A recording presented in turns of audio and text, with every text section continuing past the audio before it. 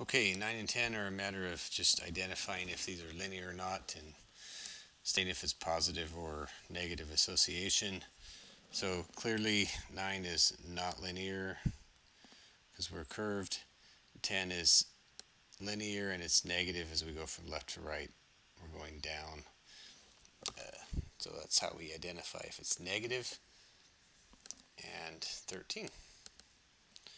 13 says match the correlation coefficient. So we want to match R, make this bigger here, with each diagram. And I know you can see the answers there, but let's take a look at Y.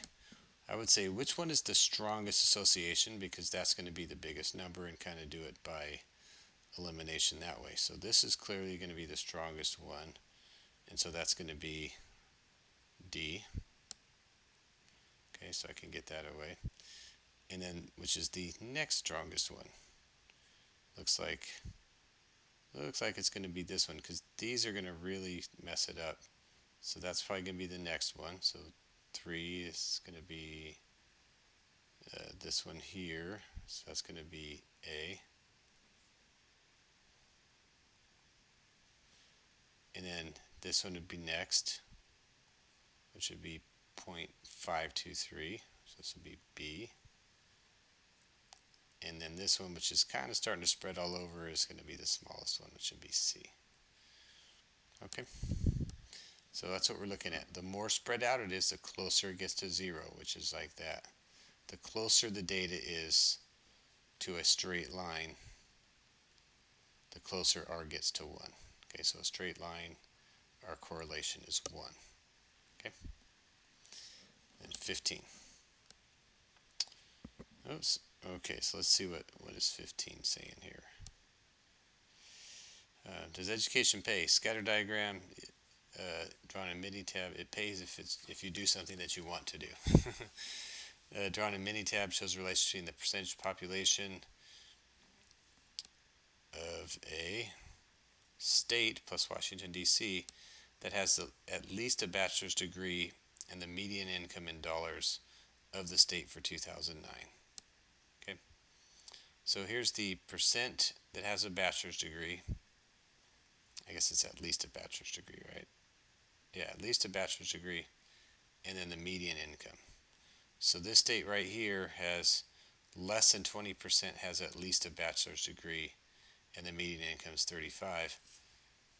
This state right here has 37% have at least a bachelor's degree, and their median income is 60,000. And then we've got this guy out here who's got over 45% have at least a bachelor's, and their median income is somewhat less. So that's an interesting feature right there. So let's get rid of my little marks here, and let's answer some questions on here. This looks interesting. Okay.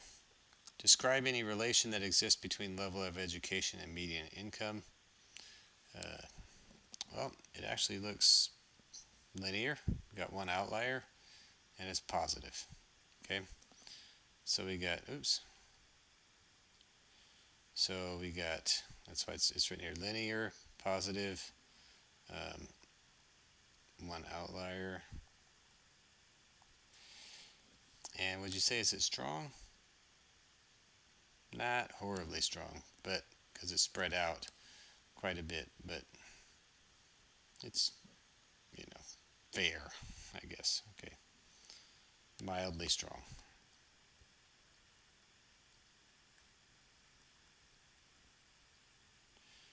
Okay. B. One observation appears to stick out from the rest. Which one? We actually identified that. That one is Washington, D.C. Can you think of a reason why D.C. might have a high percentage of residents with a bachelor's degree, but a lower than expected median income? Okay. Why does it have a higher percentage of people with greater than with a bachelor's degree? That's probably all the people that work there in government. And think about how many. First thing that comes to mind is all of the interns people.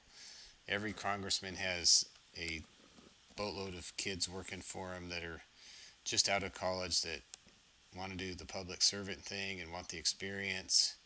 And so there's a whole lot of people there. We were there this summer and walking up and down the mall, and there were kickball games and softball games, and they were all a bunch of interns playing and so forth that are fresh out of college. I know, so that is probably part of it. Part of it too might be, if you look at the whole median income, there's, outside of government, there's not a whole lot of jobs there, that are probably high paying. So that might make the median income, sort of low as well. So anyway, that's probably what comes to my mind anyway. Correlation coefficient between the percentage is 0.718. Without Washington, D.C., it goes up to 0.8. So that's quite a bit. What property does this illustrate about R? R is not resistant. R is not resistant to outliers. Okay? In other words, outliers affect it, just like the mean. So just like the mean.